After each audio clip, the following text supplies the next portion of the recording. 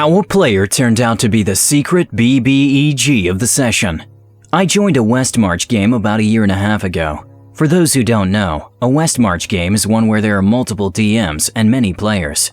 Players usually have no information about the world's geography and must work together to make their own map. The point of these games is to give life to the world. Not all players will be of the same level. You won't always have the roles you want or need, and the dungeon could be made for level 1s or level 10s. You never know. The way the server was constructed was there was one super DM, 9 DMs, and about 40-ish players. When we first started, the super DM stated he will PM one player, and that player will be the secret big bad evil guy, or BBEG from here on out. That player will work with the other DMs to design dungeons, move troops, set traps, make encounters, etc. Of course, there would be content not made by that player as well. Most of the content, in fact. It's just the secret BBEG is the real story. Well, I set up a bit of a min-maxed character. It was a half-elf with 3 levels into Champion Fighter, 5 levels of Hexblade, 2 Paladins, and Whisper Bards the rest of the way. I also picked up Elven Accuracy and Mounted Combatant with an Elephant Mount, something the Loxodon, who was a common companion in my party, wasn't a fan of. Lo and behold, the Super DM PM'd me and said I had been chosen. I would be the one to tear this world asunder. I was given a collection of NPCs, a few spellcasters, a few craftsmen, a small army of kobolds, goblins, and orcs, and a few bigger baddies like a beholder, a dragon, and an elder brain. I was asked to distribute the NPCs and tell them what they had built and where. I couldn't look at the map, but I could describe what type of features I would like nearby, like a town, a mountain, a waterfall, and the DMs would place them for me. 3 weeks later, the game kicked off, and I was excited. I loved building traps, and I knew my dungeons would be an amazing challenge. I abused the hell out of spells like Arcane Lock and Magic Mouth to make information systems, pitfalls with untamed undead underneath, water flooding traps, false chests, the works. During the sessions, I was a normal player, smiting my way through hordes of random dungeons, killing necromancers, slaying goblin outposts. Oftentimes, I had to raid one of my own towers, and I would make attempts to mitigate the damage.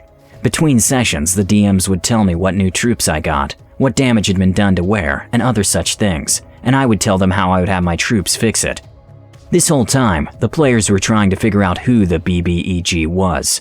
Fingers were pointed, and many PCs were killed. The rogues, warlocks, and spellcasters that had zombies were the first to go. The players would then roll up new characters at level 1. It was harsh, but well received. On the plus side, the dead players got double XP, so they didn't feel so useless. My character became known as one of the Heroic 5. We were the most effective players in combat, had a number of boss monsters under our belts, and were the de facto leader of any group we were in. This campaign went on for a number of months, everyone leveling about once every 5 sessions, and people playing 2 to 3 sessions a week.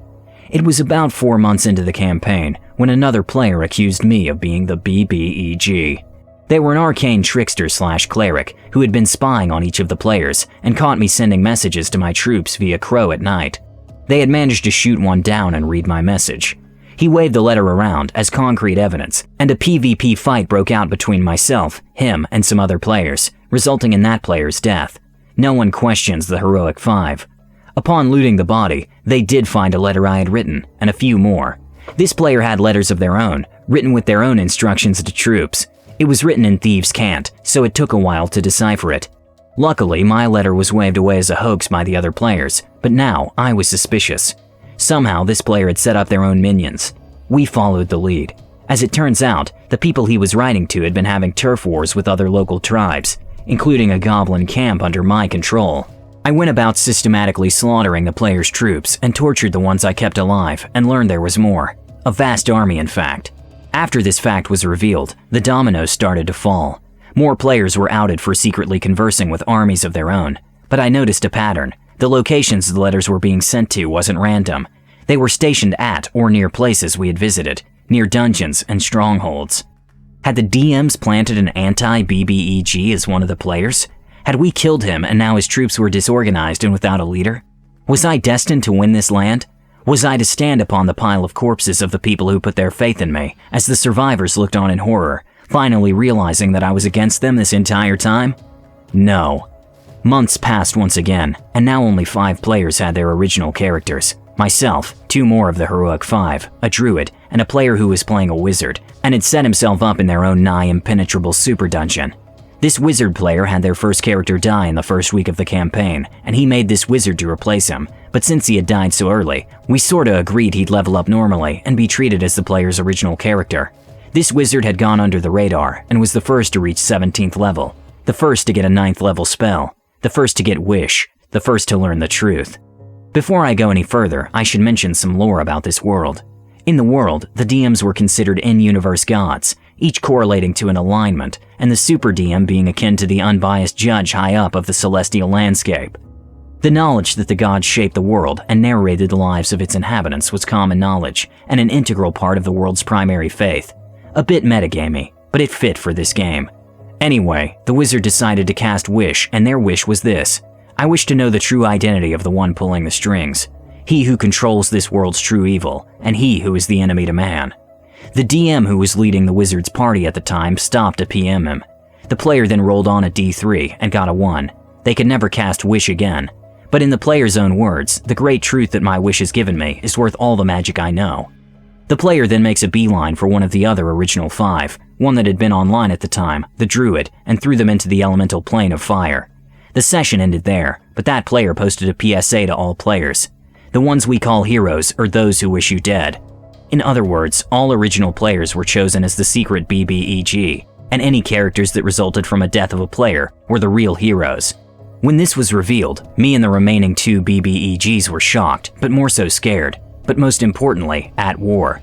The 3 of us agreed to a truce and colluded together to build the final base, the end-all be-all dungeon to this world. It had all of our troops, all of our quirky designs and traps, and all eyes on us. One final point I should mention is that we were using a homebrew version of spell points, not spell slots. It's essentially a pool of mana. I bring this up because the wizard uses multiple 9th level spells in the final fight. The final session was a glorious spectacle. About 20 of the players showed up for it. The Super DM talked directly to us 3, and other players went in groups of 5 to other DMs. In the end, there were 4 players who had made it all the way to us. 1 was a lucky level 8 rogue, 2 were cleric somethings in the mid-teens, and the last was the now level 20 wizard. The rogue was dropped in the first round of combat. The clerics both sent buffs the wizard's way, and the wizard casted invulnerability. By the end, I had died, and so had the clerics, leaving the wizard to fight against the other 2 BBEGs alone. But the player was very resourceful, and managed to use an illusion to trick one into walking into another portal, once again, the plane of fire, and finally casting power word kill on the last one. The Super DM added everyone who had stuck around into the same chat, and narrated that the wizard had won the campaign, and they would receive 1 limit-free wish that the judge on high would grant. The player said how his character looked at the impressive view of the tower, and then said to the DM, I like this world. I think I'll keep it for myself. I wish to be named the unquestioned lord of this realm. And it was in that moment that the secret BBEG had truly been revealed. This is the kind of game that I want to be a player in. What an incredible twist at the end. The wizard played the long game and came out on top. Have you ever played a game like this? Were you ever the secret BBEG plotting against other players? Please let us know and comment below. Don't forget to subscribe to our channel All Things D&D. Our next video will be posted in 3 days, so stay tuned for more amazing Dungeons & Dragons content.